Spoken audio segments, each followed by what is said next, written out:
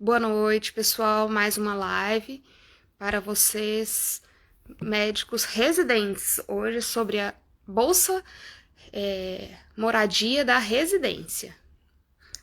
Estamos aguardando a entrada de todo mundo. Vou aceitar a doutora Adriana.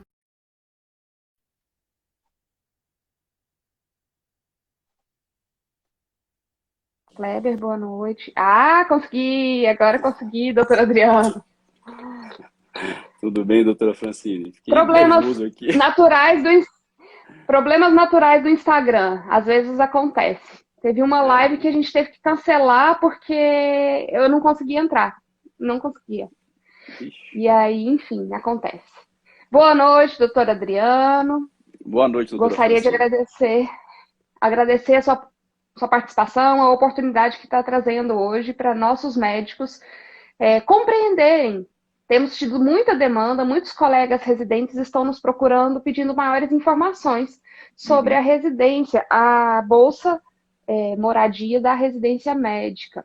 uhum, E queria saber direitinho, poderia me explicar como que é, contando desde o começo, né? Para que esses uhum. colegas entendam o processo e assim fique mais claro e menos duvidoso de que é praticamente uma causa ganha, né? Uhum. Tá, bom, primeiro eu gostaria de agradecer a oportunidade de falar para essa categoria que eu gosto tanto dos médicos, né? E tanto gosto que sou casado com uma médica e advogo já para, por exemplo, o Sindicato dos Hospitais e, consequentemente, tenho uma relação muito boa com os médicos dos hospitais e tudo há 16 anos, né? Então, nós temos aí uma história já com essa categoria. E aí, o nosso escritório, primeiro eu gostaria de apresentar, né? Nosso escritório ele é especialista em ações coletivas, em ações para sindicatos e associações. Então, nós hoje advogamos para o sindicato dos hospitais, dos hotéis, atacado, varejo, bares e restaurantes, entre outros aqui em Goiás.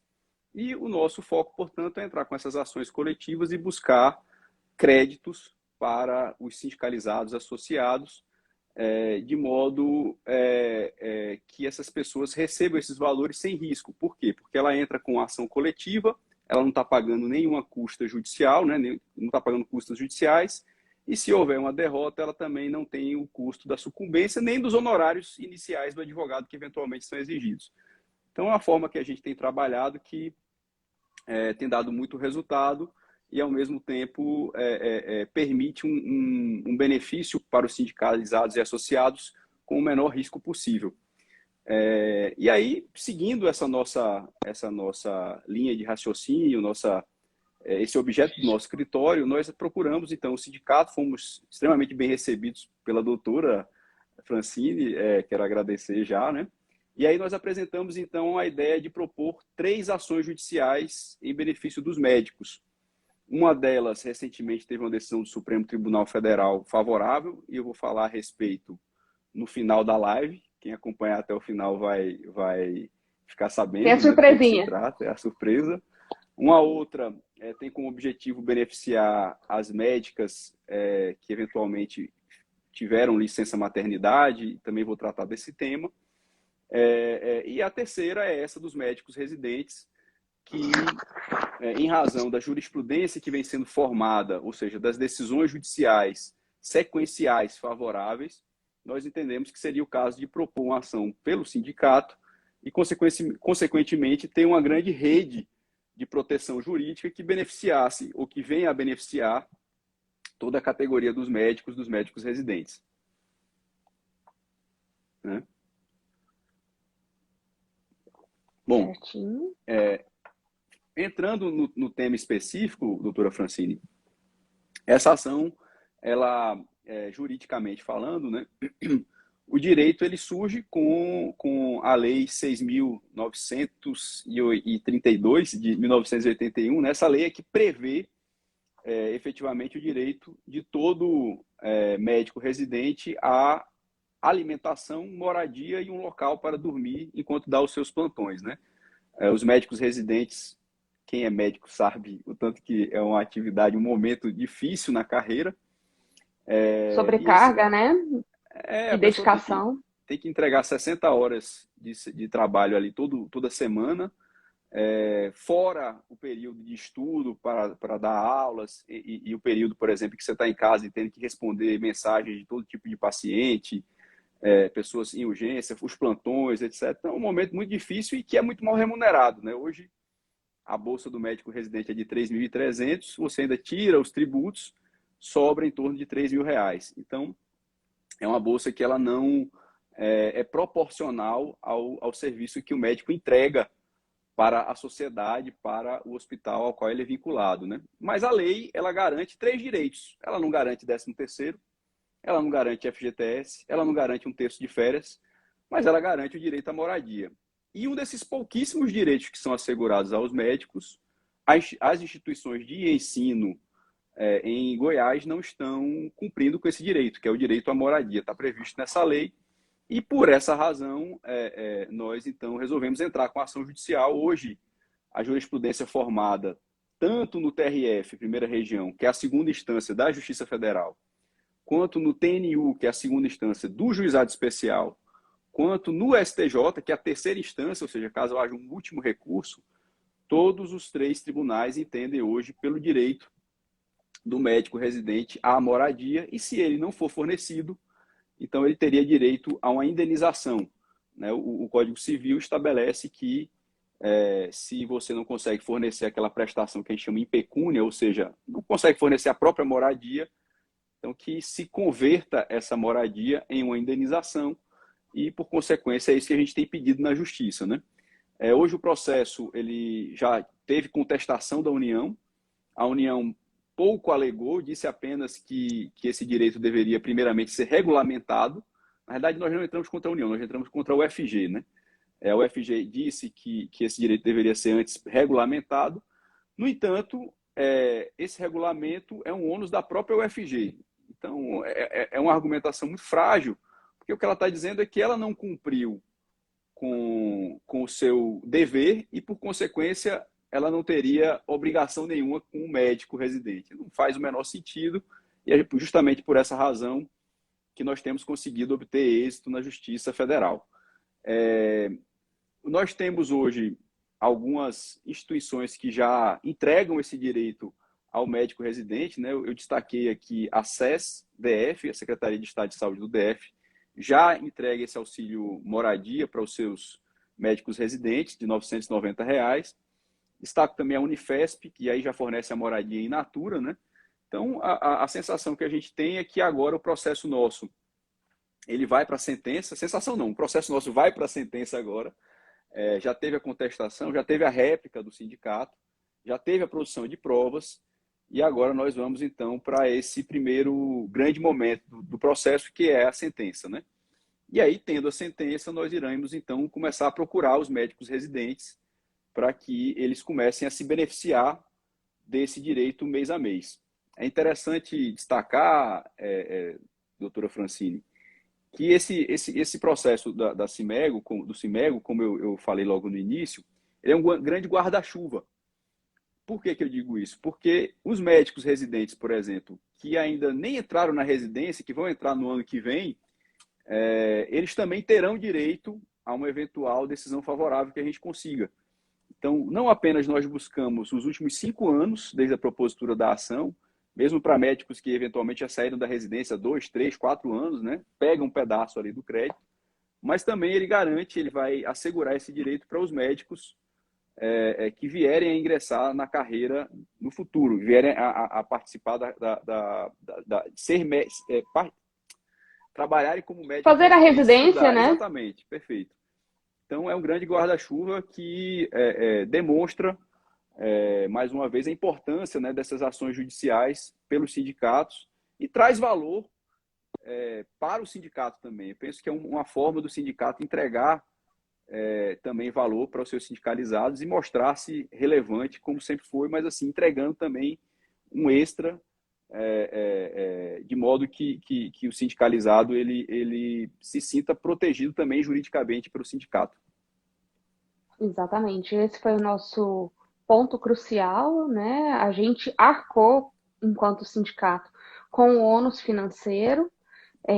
e também com o risco, né, de sucumbência, tudo isso que o doutor Adriano já falou, está por conta do sindicato. O sindicato já pagou a causa, já estão os processos, o processo, como o doutor Adriano falou, já está em fase de tramitação, de julgamento, né, de sentença, e isso é para beneficiar realmente a categoria do Estado, trazendo um plus financeiro para nós que tanto nos dedicamos à nossa profissão. Uhum. Eu queria propor que quem tivesse perguntas pudesse colocar aqui no chat, né? Nas perguntas, eu vou fazendo as perguntas que já chegaram até nós através. A gente não chegou a fazer caixinha de perguntas dessa vez, mas a Uhum. gente já tem ciência de algumas perguntas da categoria propriamente. E primeira pergunta a gente já respondeu, se vai ter algum ônus financeiro para esse residente. O Uhum. segundo é quem tem direito a essa bolsa residência, bolsa moradia da residência, né? É o auxílio moradia. É auxílio moradia da residência médica. Seriam Tá. os Não, residentes que. são os residentes médicos que, como é que eu posso dizer, receberam bolsa, né, nos últimos 5 anos. E os médicos residentes que vierem a ingressar nessa forma de ensino, né? Na prática, a residência é uma pós-graduação, vamos dizer assim, é um ensino, né? Então, os médicos que vierem a ingressar vão ter direito a esse extra mensal, né, 30% da bolsa, e aqueles que já participam ou participaram vão ter direito, então, a esse valor pretérito a mais, né? Normalmente, se a pessoa ficou 5 anos na residência, ela terá, então, 60 meses vezes R$ 990, em torno de R$ 60.000, né? Se foram em 3 anos, proporcionalmente também.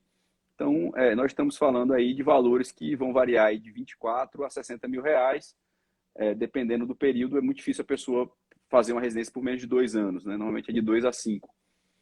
Então, são esses médicos residentes que participaram de uma residência a partir ali até de setembro de 2016 para cá. O doutor Peterson perguntou se tem algum processo similar ao da UFG para os residentes da Secretaria Estadual de Saúde. Não, ainda não. Nós pretendemos ingressar também contra o HGG e outros, né? No caso, porque o que acontece? Isso é até um ponto importante. Nós temos observado muitas ações judiciais propostas individualmente contra a União, porque a União é quem paga o auxílio, paga a bolsa. Então, a União paga a bolsa e as pessoas naturalmente tendem a imaginar que a União é que deve pagar esse auxílio moradia também. Na realidade, a lei é muito clara quando ela diz que é ônus da instituição de ensino entregar essa moradia. Então, se é ônus da instituição de ensino, o polo passivo, como a gente chama no direito, né, a parte que responde por essa obrigação é justamente a instituição de ensino. Então, no caso, a UFG, o HGG, entre outros. Então, são essas pessoas que serão demandadas, ou já estão sendo demandadas no caso da UFG, né? E o objetivo é fazer com que essas pessoas, então, passem a fornecer a moradia ou em dinheiro ou in natura e, naturalmente, reponham o valor que deixou de ser repassado para trás. Certo? E aí, Peterson, deixando bem claro, né, o que a gente vai ajuizar a ação é contra a SES e a justiça, o âmbito da justiça é diferente, por ser contra a União em uma instância, não é isso, doutor Adriano? Isso, Um é uma instância e outra em outra instância, seria. isso. O que Poderia acontece, explicar né? isso para gente? Quando a gente entra contra o UFG, naturalmente o foro é a Justiça Federal, né? Se é contra a SES, que é Educação, é a Justiça Estadual. Mas a Justiça Estadual, apesar de a gente praticamente não ter processos nesse sentido, né? Ela segue a orientação do STJ, que, como eu já afirmei, tem uma jurisprudência pacífica no sentido positivo.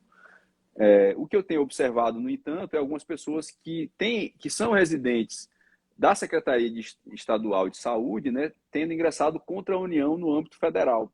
E aí essas ações estão sendo extintas, sem julgamento de mérito, por ilegitimidade passiva, porque quem responde não é a União, e sim é o órgão estadual, que é a instituição de ensino estadual que fornece o ensino e recebe aquele estudante profissional, né? Seria o detentor da cadeira, né?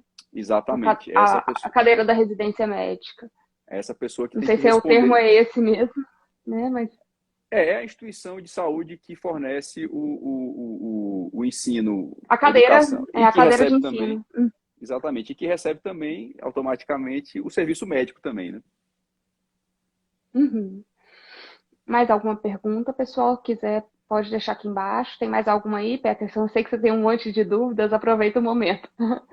Doutor Adriano, e daremos então sequência, né, a esses Uhum. processos em outros âmbitos da justiça Isso, e também com esse perfil, né, o sindicato arcando com os ônus financeiros em isso, benefício da categoria.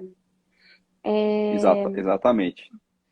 Os ônus financeiros, tanto do protocolo da ação judicial, quanto eventual sucumbência das custas processuais, né?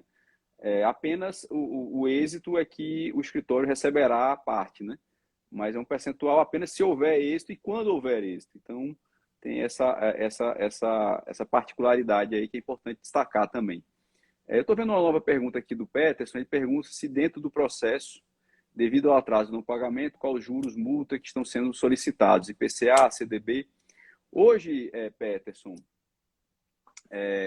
a jurisprudência pacífica do Supremo Tribunal Federal, né, em sede de repercussão geral, definiu que é o IPCA mais meio, ou seja, IPCA mais juros da poupança, para ser mais exato, né? O juros da poupança era meio, mas ele pode ser um pouco menos do que meio, depende da época do ano, depende de como é que está a Selic. Mas basicamente, então, esse valor ele vem corrigido pelo IPCA e também por juros de 0,5%. Hoje é, inclusive, difícil a gente encontrar um instrumento financeiro que gere uma correção desse patamar, IPCA mais meio.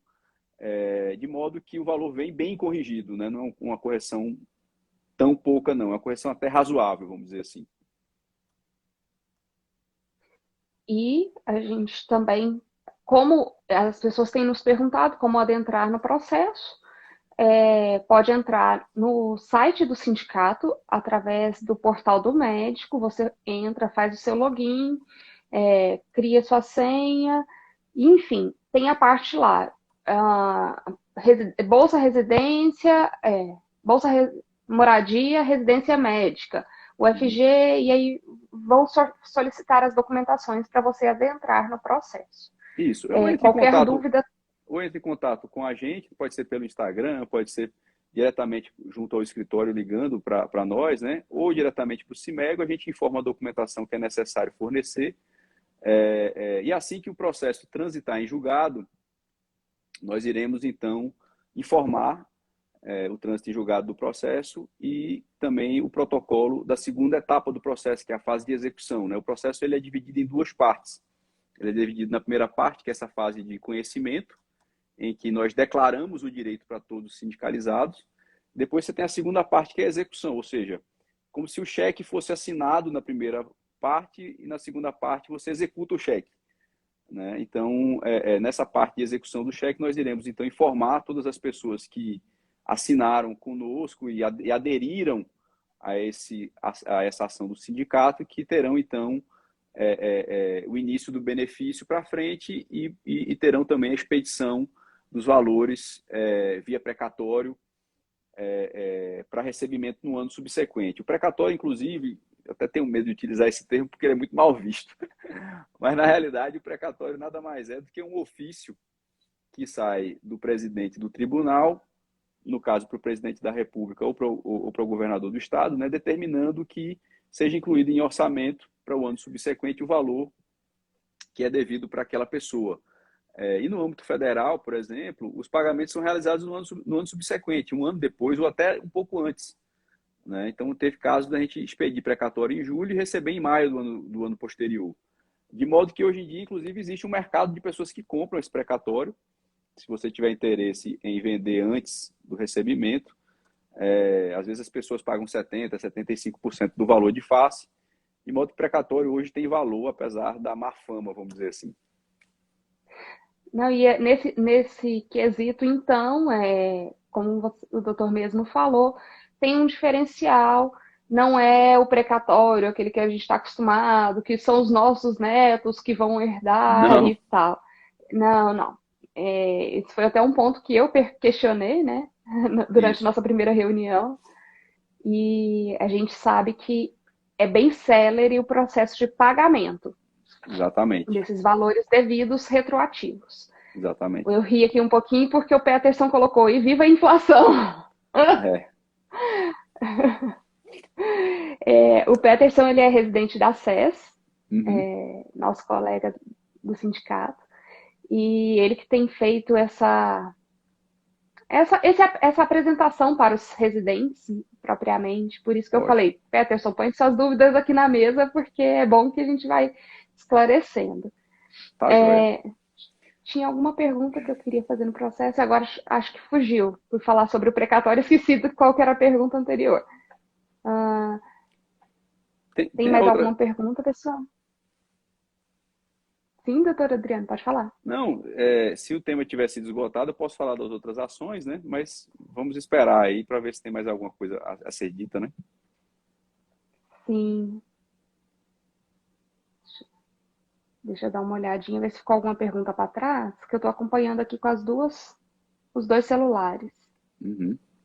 Eu não vi, não. Fica bem no meu rosto aqui. Não, não ficou não. Não, eu pus um pouquinho distante, mas eu tenho um outro celular aqui na minha mão que eu estou acompanhando. Uhum. Bom, então eu acho que a gente pode falar um pouquinho sobre as nossas próximas propostas, né? Que é sobre a bolsa. O Peterson Então, disse que está satisfeito, doutor Adriano, muito obrigada. bom, doutora Francine, a gente tem outras duas ações, né? Uma delas tem como objetivo reduzir o valor da conta de energia e de comunicação, né, de celular, para todos os sindicalizados.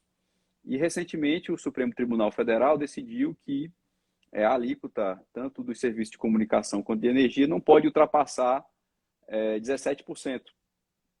E hoje, no estado de Goiás, essa alíquota é de 29%, né? Então, isso vai gerar uma redução na conta de energia de 12% para os sindicalizados. O Supremo decidiu também que irá, ou melhor, ele decidiu que irá decidir sobre a modulação dos efeitos. Ou seja, a partir de quando essa decisão do Supremo passa a valer. E o que a gente tem visto no Supremo Tribunal Federal é que essas decisões elas têm valido, por exemplo, para 1 ano ou 2 anos depois, a partir de 2024. Mas, para quem tem ação judicial ajuizada antes da decisão do Supremo, essa decisão retroage e passa a valer imediatamente.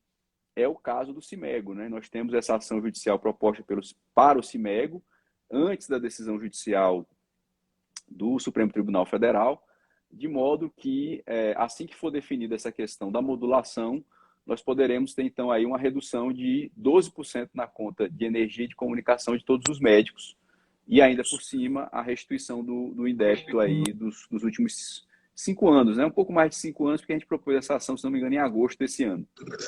Então, essa é uma das ações que vai efetivamente beneficiar toda a categoria, porque é difícil imaginar alguém que não paga conta de energia ou comunicação, né, o telefone, ou internet também. E aí a gente está bastante animado com essa ação. E a outra ação que nós estamos propondo também é uma ação para garantir às mulheres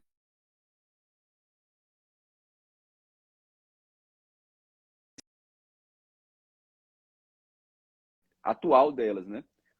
Do que elas têm de receita. O que acontece hoje é que a médica que é contribuinte individual, às vezes ela recebe 30 mil reais, por exemplo, da Unimed mensal, quando ela entra em salário maternidade, quando ela justamente dá à luz, é o momento que ela mais precisa de recursos, né? Ela fica limitada ao teto do INSS, que é 6.900, se não me engano, 6.600, uma coisa assim. Então, com o objetivo de afastar essa limitação de teto e gerar esse benefício, e inclusive afastar, de certa forma, uma situação que coloca o homem em desigualdade da mulher. Né? A mulher hoje se ela está ganhando 30 mil, o marido também, ela entra em licença maternidade, ela passa a ganhar 6, o marido continua ganhando 30. Então, evidentemente, que é uma questão que merece análise do judiciário com o objetivo de igualar a situação do homem e da mulher e, por consequência, gerar esse pagamento desse benefício, né, do salário maternidade conforme a renda de toda mulher e não o teto, como acontece hoje. Exatamente. E assim, muitas das mulheres, né? Muitas de nós mulheres, nós mulheres médicas, acabamos arcando com boa parte das contas da casa. Então, torna-se inviável financeiramente para o sustento da família engravidar. Isso gera uma dificuldade, né, financeira. Exatamente. E com essa proposta de vocês, juntamente conosco, a gente quer contemplar a nós mulheres em fase reprodutiva. Não, e de fato, você ainda tem a situação das médicas que são mães solteiras, né? A pessoa está ali tendo uma receita mensal ali de 20 mil reais, de repente cai para 6 porque ela deu à luz. Não faz o menor sentido que aconteça isso hoje, com a evolução que nós estamos tentando ter, pelo menos, né? Pelo menos no âmbito jurídico, para igualar a situação dos homens e das mulheres. Só para destacar, Exatamente. essa tese ela não tem é, é, paralelo no Brasil, a gente não conseguiu encontrar nenhuma jurisprudência a respeito, mas com todos os juristas com quem eu conversei, todos acharam que a tese tem todo sentido, tem muita chance no judiciário, o Supremo hoje tem algumas decisões semelhantes a respeito que apontam no sentido de que nós poderemos ter êxito sim no judiciário e aí realmente fazer uma diferença aí para essas mães nesse momento tão necessário, tão importante da vida delas, né? Eu, particularmente, tive uma dificuldade financeira absurda na minha licença maternidade. Então, foi um ponto que me chamou a atenção, que me encantou nesse processo. E estamos trabalhando para melhorar para nós mesmos, nós Uhum. mulheres mesmo. Mais alguma pontuação, doutora Adriana? Não, é isso. Mais agradecer a oportunidade de falar para a categoria, agradecer ao Cimego por ter viabilizado esse debate aqui entre nós e viabilizado também que a gente proponha, que a gente tenha proposto essas ações judiciais. Espero que na nossa próxima live a gente esteja falando do valor dos benefícios, de em quanto tempo o valor vai estar efetivamente no bolso do médico, né? Tanto na redução da conta de energia, como eventualmente nessa situação das médicas que venham a dar à luz, e dos médicos residentes, evidentemente, que esse processo já está um pouco mais adiantado. Espero aí que no máximo em 6 meses a gente tenha uma solução definitiva sobre o tema. Excelente. Eu adoro resolutividade. Ó, o Peterson tem uma pergunta. Uma pergunta, doutor. Residências não vinculadas ao MEC têm direito ao auxílio moradia? Olha, Peterson, penso que sim, porque a lei que regula a médico-residência, né, ela regula todas as residências, né? Então, todo médico residente ele não tem direito a 13º, ele não tem direito a um terço de férias, ele não tem direito a FGTS, mas ele tem direito à moradia, né? Está na lei e, por consequência, a instituição de ensino que realiza um contrato com um médico de médico-residência, ou seja, a pessoa está ali para aprender, mas também para entregar serviço, aquela pessoa tem direito, portanto, também à moradia e, não sendo entregue a moradia, a indenização correspondente. Eu compreendo assim também. A gente pode lutar por isso, viu, Peterson? Sem dificuldade, sem conflito, para a nossa parte. Alguma outra pergunta, pessoal? Sobre algum dos outros processos que nós estamos encabeçando? Bom, eu queria agradecer, então, a participação de todos, agradecer a oportunidade, doutor Adriano. A gente foi certinho no laço, vamos completar quase 40 minutos, é o tempo que a gente estipula para as lives, para que possa ficar acessível o tempo e para que, quando a gente baixa o vídeo, seja também fácil de baixar e deixar arquivado no nosso Instagram, de tal forma que os Perfeito. colegas possam acessar futuramente. Perfeito. posteriormente. Obrigada pela presença de todos, obrigada pela oportunidade de a gente estar apresentando as nossas defesas aqui, doutora Adriana, e obrigada pela parceria. Eu que agradeço, doutora. Muito obrigado a todos que nos assistiram. Uma boa noite. Boa noite, pessoal. Bom descanso.